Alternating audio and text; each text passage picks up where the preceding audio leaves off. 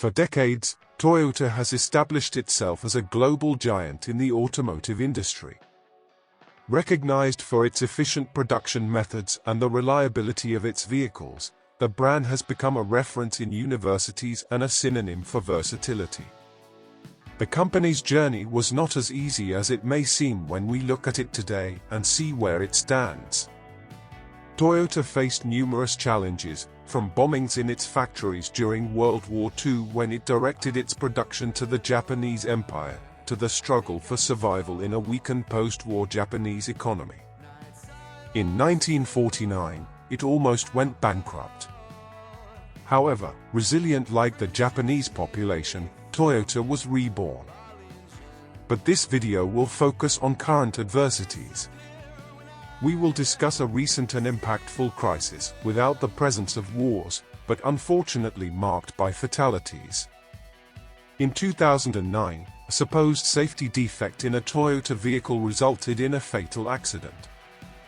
This incident triggered a tumultuous period that shook drivers' confidence in the safety of the company's vehicles.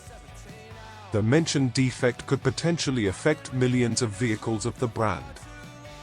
Public fear increased. There was a fear of putting their lives at risk while driving a Toyota. In 2010, the media reported that a production defect in the vehicles could have caused over 100 deaths. The company apparently failed to ensure the safety of its customers. The question remained, did Toyota allow faulty cars with life-threatening risks to be on the road, or was it a victim of media sensationalism? This episode became known as the Toyota recall crisis, a narrative of mistrust, media coverage, and damaged public relations. The tragedy? In 2009, the world witnessed the beginning of a terrible sequence of events. Mark Saylor, a veteran American Highway Patrol officer, was driving with his family on a highway in San Diego, California, in a Lexus, a high-end brand owned by Toyota. Suddenly, the rented vehicle experienced a perplexing problem. The accelerator seemed to get stuck, and the car wouldn't stop accelerating. One of the occupants of the vehicle, amidst panic, managed to contact emergency services. They reported losing control of the car, which was already exceeding 190 kilometers per hour, 118 miles per hour, and the apparent malfunction of the brakes. Less than a minute after this call, the sailor's car collided with a ravine and caught fire, resulting in the tragic loss of all aboard. Initial authorities suggested that an inappropriate floor mat could have trapped the accelerator. However, this explanation seemed implausible to many, especially to the victims' relatives. They argued that if it was such a simple issue, it should have been possible to rectify it before such a serious accident occurred. Mark's reputation as an experienced highway patrol officer raised further questions.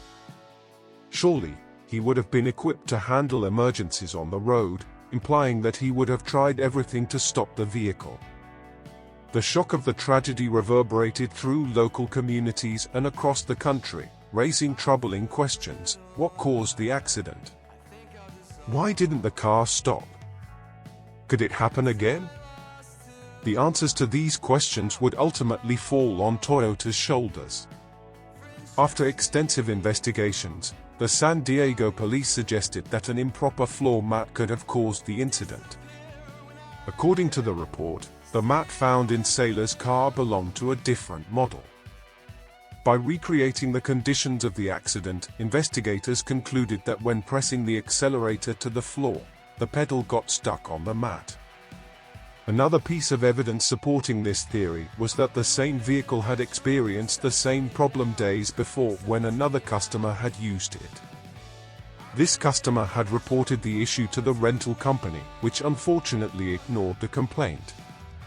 The customer also mentioned the difficulty of releasing the pedal, even with the car stopped and turned off.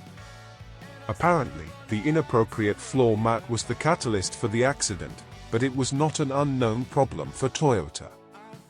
In 2007, the company had conducted a recall to replace mats in some models, including the Lexus ES350, due to similar incidents.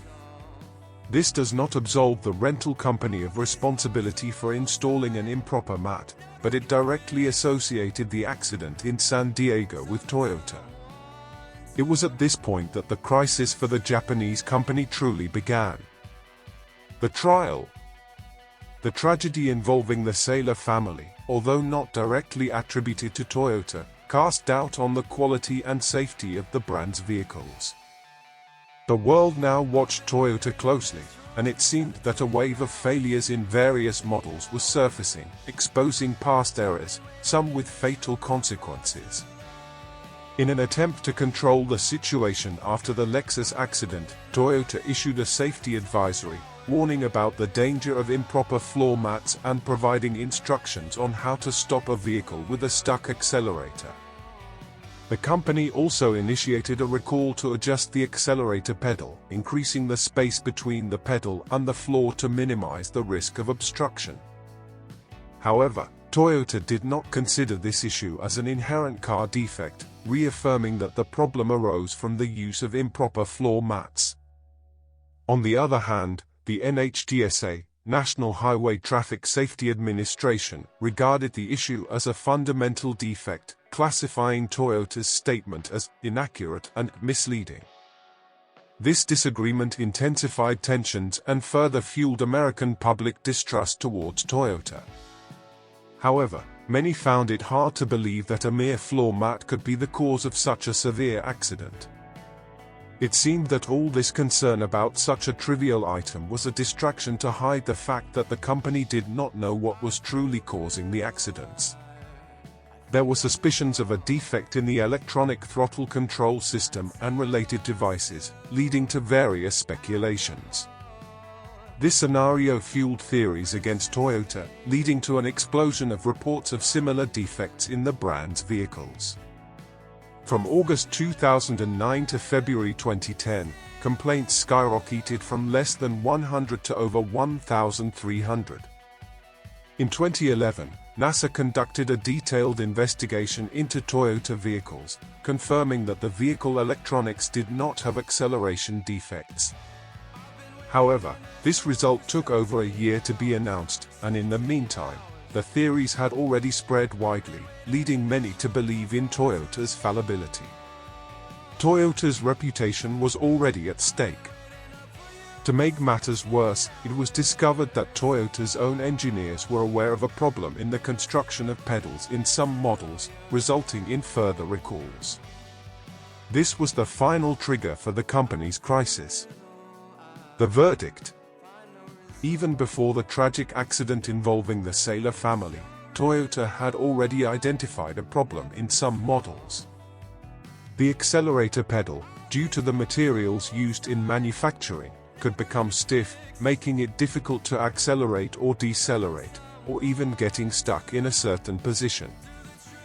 However, a communication failure between Toyota's headquarters in Japan and the United States resulted in the American side being unaware of this problem, while the Japanese engineers worked on a solution without much concern. When the news of the accident broke out and it became known that all these problems were happening at the same time, Toyota found itself in the midst of a public relations nightmare. The company's executives in Japan and the United States were not aligned. While the Japanese believed that the defect was not a safety issue and that there was no need for an urgent recall, the American executives wanted to make a public statement detailing the problems to clarify everything. However, recalls were inevitable. Between 2009 and 2010, Toyota recalled over 8 million vehicles worldwide for accelerator and floor mat issues. This number is staggering.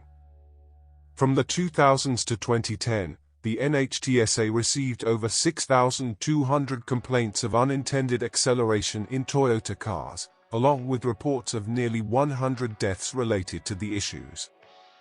The crisis of confidence occurred at a delicate time, right after a global economic crisis, and it was a harsh blow to the automaker.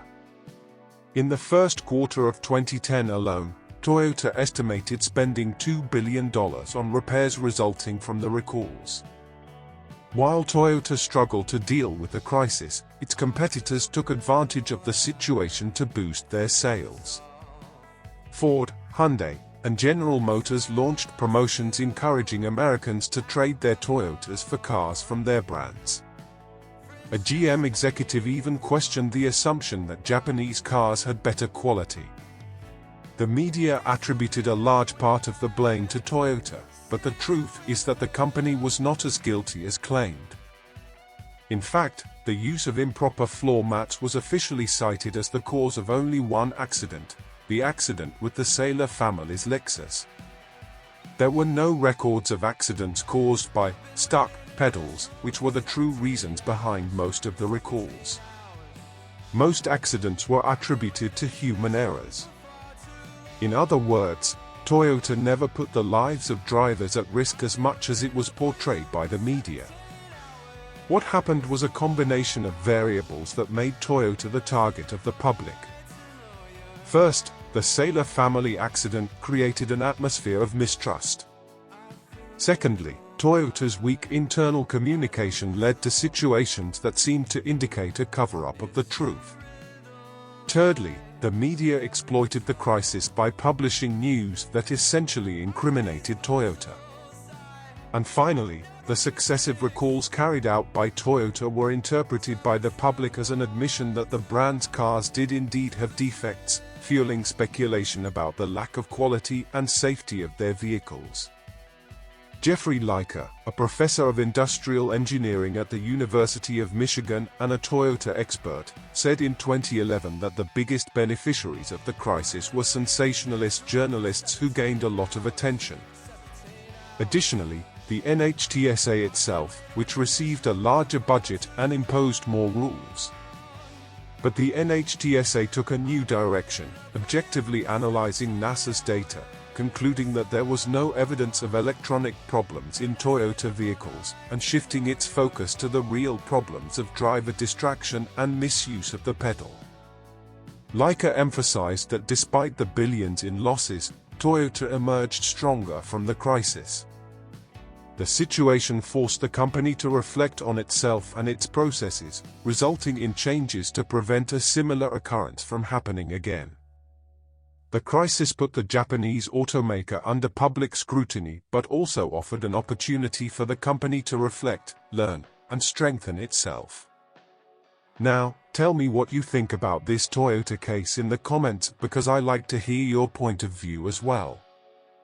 And I invite you to stay with me here on Cruise Control, watching the video where I talk about another Japanese giant that operates in the automotive market without anyone knowing. Are you curious and want to find out not only who it is, but also the new engine they just launched? Then watch the video that is playing on your screen right now, and don't forget to like the video, subscribe to the channel, and activate notifications, because I post new videos every day. See you in the next one.